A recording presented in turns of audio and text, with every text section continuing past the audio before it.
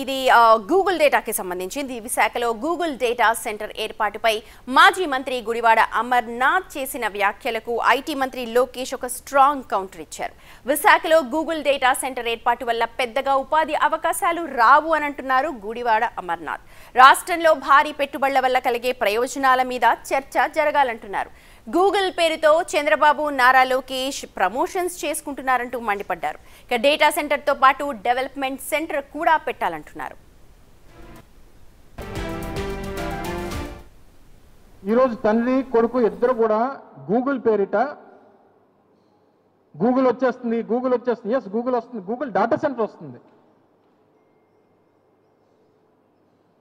Data centre ఏర్పాటు చేయమని తప్పలేదు, స్వాగతిస్తున్నాం. కానీ డేటా సెంటర్తో పాటు వాళ్ళ తాలూకా ఒక డెవలప్మెంట్ సెంటర్ కూడా పెట్టమనండి. విశాఖపట్నంలో కమిట్ చేయండి వాళ్ళని. ఒక 20,000 మందితోనో 10,000 మందితోనో ఒక డెవలప్మెంట్ సెంటర్ కూడా విశాఖపట్నంలో పెట్టమనండి. పెడితే ఒక 10,000 మందో 20,000 మందో ఐటీ ప్రొఫెషనల్స్ ఈ ప్రాంతంలో ఉద్యోగాలు చేయడానికి వస్తే అప్పుడు ఈకో సిస్టమ్ అనేటువంటిది డెవలప్ అవుతుంది. గుడివాడ అమర్నాథ్ చేసిన వ్యాఖ్యలపై నారా లోకేష్ స్పందించారు. వైసీపీ పేటీఎం బ్యాచ్ తప్పుడు ప్రచారాలను ప్రజలు నమ్మే పరిస్థితిలో లేరన్నారు లోకేష్. డేటా సెంటర్ అంటే ఏంటో గతంలో పనిచేసిన మంత్రికి తెలుసా అంటూ ప్రశ్నించారు. అప్పుడు ప్రశ్న అడిగితే కోడు గుడ్డు గురించి చెప్పారన్నారు. 2019 నుంచి 24 మధ్యన ఒక ఐటీ మంత్రిని ఎట్లా ట్రోల్ చేశారో ప్రజలందరూ కూడా చూశారు. ఒక ప్రశ్న అడిగితే దానికి కోడి గుడ్డు గుడ్డు కోడి అన్నాడు.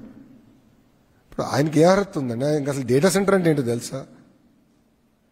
విచిత్రం ఏంటంటే ఒక ఐటీ సంస్థ ఆయన అడిగింది, సార్ మాకు ఇప్పుడు కొంచెం దూరం ఉన్నాం, పబ్లిక్ ట్రాన్స్పోర్టేషన్ లేదు, పబ్లిక్ ట్రాన్స్పోర్టేషన్ ఏంటి అంటే బస్సులు వేయండి అని కోరారు. అది కూడా ఆయన చేయలేకపోయాడు boss. He couldn't do that. 2 years వాళ్ళు అడిగితే అది చేయలేకపోయాడు ఆయన.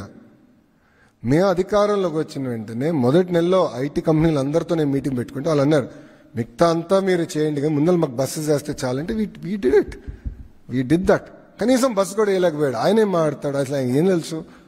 ఆయన ఎవరన్నా సీరియస్గా తీసుకుంటాడా? ఆయన మెసేజ్ పెడితే ఒక్కడన్నా స్పందిస్తాడా? ఒక్క మీనింగ్ఫుల్ బిజినెస్ మ్యాన్ స్పందిస్తాడా? ఆయన మంత్రిగా ఉన్నప్పుడు ఏం చేశాడు?